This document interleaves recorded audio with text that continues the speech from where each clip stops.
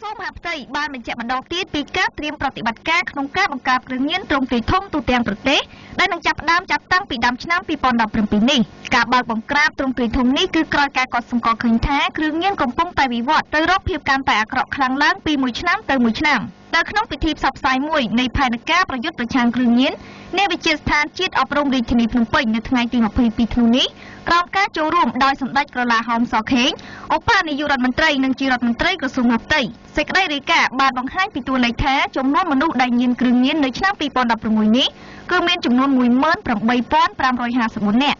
ដែលចំនួននេះគឺបានកើនឡើង 4,242 នាក់បើប្រៀបធៀបកាលពីឆ្នាំកន្លងទៅ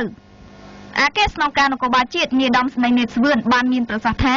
កម្ពុជាទោះជាយ៉ាងណាក៏ដោយមិនមែនជាប្រទេសផលិតគ្រឿងញៀនឬប្រភពនៃគ្រឿងញៀននោះទេ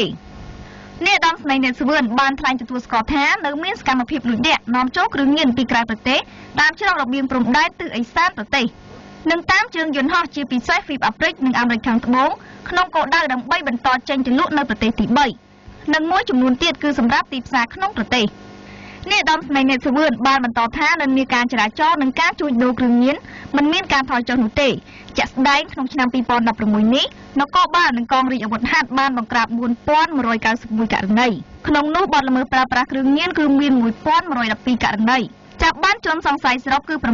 9802 នាក់ក្នុងនោះអ្នកប្រើប្រាស់គ្រឿងញៀនគឺ 3611 នាក់និងរឹបអូសគ្រឿងញៀនជាង175គីឡូក្រាម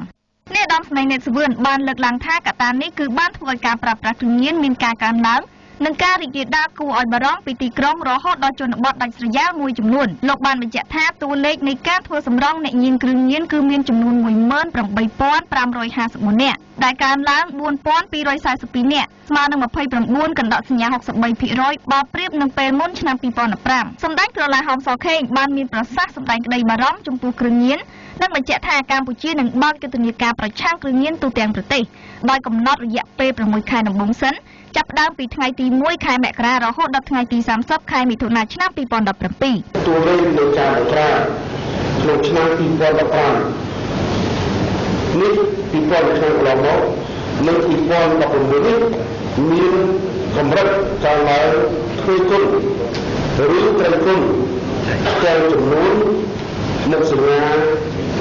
មនុស្សដែលបានចាប់ខ្លួនបញ្ជូនទៅក្នុងទីទុកតាមបាត់ទាំងបរិមាណសារធាតុញៀនដែលបានចាប់យកទៅយ៉ាងក្តីក៏លទ្ធផលទាំងនោះបានឆ្លុះបញ្ចាំងនៅទស្សនៈទីដែលមានភាពអវិជ្ជមានផងនិងវិជ្ជមានផងបានន័យថាចំនួនតួលេខការឡើងនៃលទ្ធផលនៃការបង្ក្រាបនេះទឹកដាក់ថាបានបញ្ជាក់ពីស្នាដៃដ៏ធំធេងនៃការខិតខំប្រឹងប្រែងរបស់កម្លាំងរបស់ច្បាប់ក៏ដូចជារាជរដ្ឋាភិបាលកម្ពុជាប៉ុន្តែក៏បង្ហាញឲ្យឃើញផងដែរថាសកម្មភាពចរាចរណ៍ជួញដូរគ្រឿងញៀននៅក្នុងប្រទេសរបស់យើងមិនមានការថយចុះឡើយជាមួយនេះបានសង្កេតឃើញថាតួលេខនៃការប្រើប្រាស់គ្រឿងញៀនមានការកើនឡើងនិងមានការរីករាលដាលគួរឲ្យព្រួយបារម្ភពីទីក្រុងពីជោគជ័យរហូតដល់ជនបទដាច់ស្រយាលជាពិសេសក្នុងសង្គមមួយវិញក្នុងគណៈពេលដូចនេះមានការផលិតការចរាចរណ៍ការជួញដូរនិងការប្រើប្រាស់គ្រឿងញៀនខុសច្បាប់នៅលើពិភពលោកនៅតែបន្តកើនឡើងដែលបានធ្វើឲ្យជាឥទ្ធិពលនៅក្នុងតំបន់តាមតំបន់នៅប្រទេសជាច្រើនរួមទាំងប្រជាជាតិកម្ពុជាយើងផងដែរថាពីបែបនេះទាមទារឲ្យរដ្ឋាភិបាលត្រូវតែបង្កើនការចាត់វិធានការឲ្យបានទាន់ពេលវេលានិងនឹងម៉ាត់ថែមទៀតដើម្បីម្ចាស់ការទប់ស្កាត់និងបញ្ជៀសនៅភយន្តរាយនានាដែលបណ្ដាលមកពីគ្រឿងញៀនសម្រាប់បង្កើននូវភាពកក់ក្ដៅដល់សង្គមជាតិនិងសហគមន៍ដោយបញ្ញាធ្វើឲ្យកម្ពុជាក្លាយជាប្រទេសគ្មានគ្រឿងញៀនគ្រួសារមួយត្រូវជាគ្រួសារស្អាតស្អំគ្មានគ្រឿងញៀនរួមចំណែក ភិវឌ្ឍសេដ្ឋកិច្ចជាតិឲ្យមានការចម្រើននិងកាត់បន្ថយភាពក្រីក្ររបស់ប្រជាពលរដ្ឋ